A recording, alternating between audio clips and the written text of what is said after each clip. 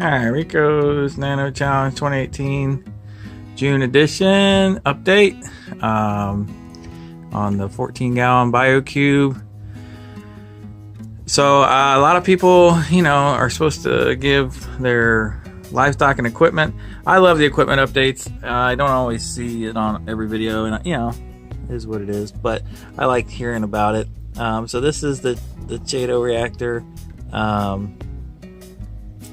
It's full on the top, medium on the middle, medium on the bottom. It's been going well. No leaks, just filling up. But I had to get a little more control, as you'll see later. But in here we've got the Nano pack. Let me take off the filter. The KZ Nano pack. It's just refills. That's what I'm dosing for trace elements. Oops, sorry, I almost dropped the phone. And then I've got my light controller for the Z light, the reef keeper light, and then the BRS doser's going right now. I'm pumping the calc. It does that for like 30 seconds every 30 minutes or something like that, or actually like a minute and a half every 30 minutes. There's the aqua lifter, Tom's aqua lifter, and pumping out of there. That's the calc washer, super saturated with vinegar. I think it's like 90 milliliters of vinegar and 2 tablespoons and 2 gallons. So each gallon has a tablespoon and 30 milliliters of vinegar. It gives me the strongest I can get for calc washer. I just dose accordingly. And then the ATO, that lasts a couple weeks. Turn the light back on. The calc lasts a few months. So I stopped with the Canadian Pure Blue. I was still having trouble with phosphates. So I added GFO and carbon. Mix it together. That's the Roxo 8 and just some regular GFO. So now my phosphates are finally under control. So I got the innovative marine reactor I had laying around, put that in there, and that of course helped take care of it. Just a review of what's in these chambers. This hose right here is a airstone hooked to a little box that's plugged into the wall. If the power goes out, it goes to these little fins here and keeps my tank from crashing, with some oxygen at least. There's my ATO line right there, calc washer line right there, and the Aquamax hang on back one works great. Had to clean it out once. You got to clean the air intake. Ready for 40 gallon. It's working. Here's the effluent from the Chaeto reactor. Got a 50 gallon per hour Eheim.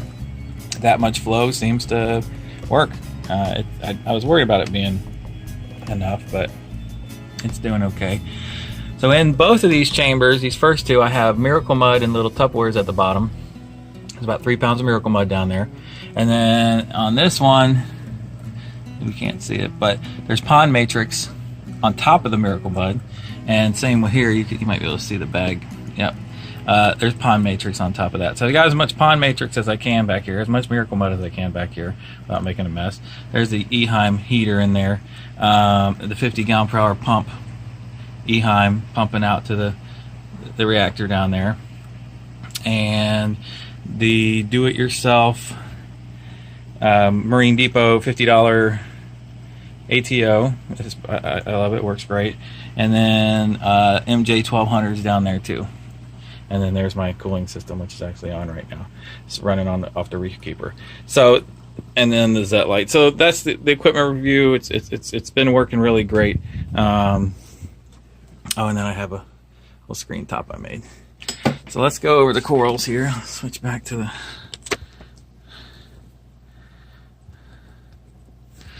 okay.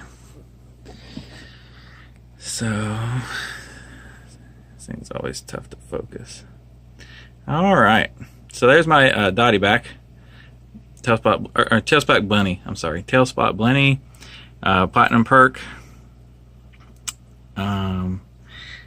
cleaner shrimp, and then in the back there is my green goby, green line goby. It's hard to see with the zoom. All right. So that's it. And then I have about I don't know, maybe a dozen cleanup crew between margarita snails, hermit crabs, and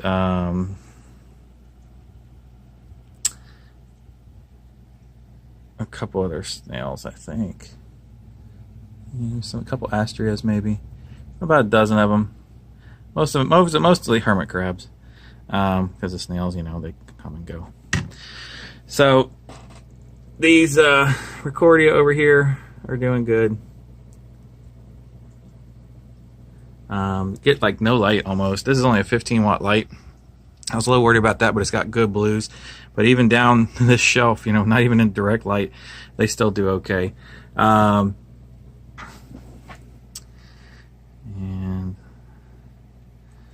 so this guy's grown probably twice as wide.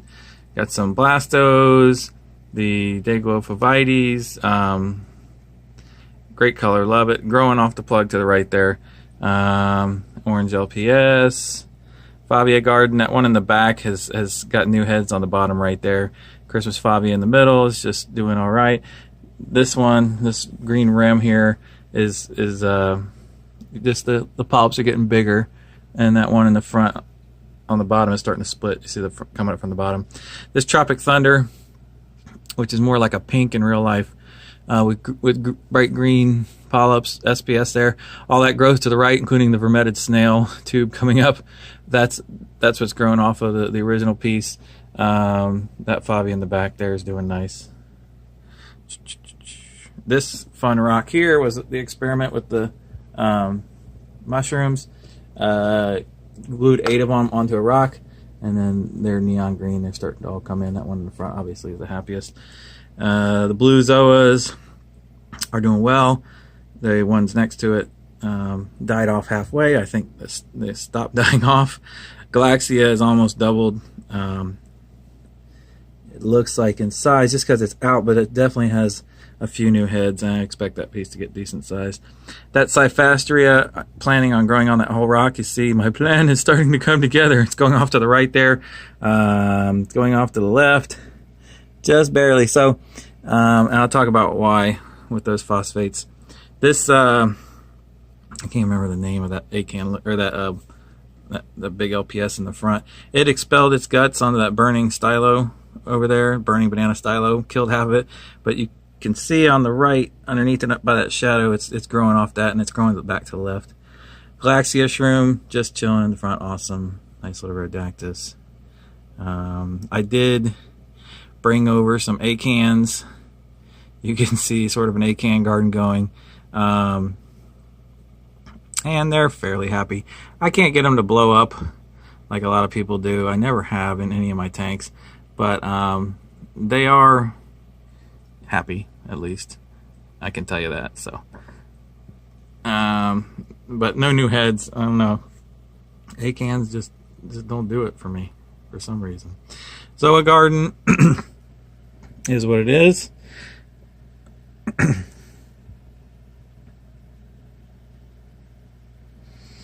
Back to the acans. John Deere. Sorry about the focus. John Deere Leptosiris. It's harder to focus on these biocubes once you get back in the tank.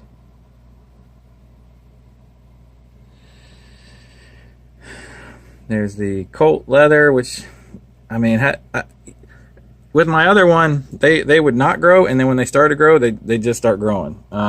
So it has not decided to take off yet. We'll see.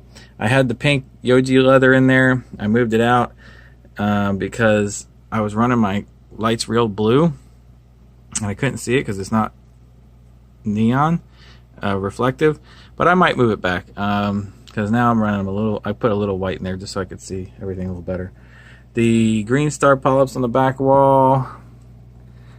You can see I started the arch over here, so these little plugs are growing.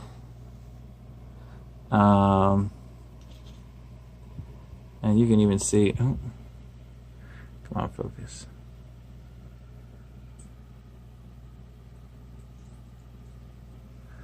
You can even see that they're just creeping up the wall back there. Those little fingers are coming up. And so phosphates have been the major issue. I had trouble getting them down. I put in the Chaeto reactor. I tried Chemipro Blue. The GFO finally fixed it. Good old GFO. And so now I'm seeing those corals, like this guy right here, you know, spread off to the right. And you know, this guy right here, the Tropic Thunder, grow to the back.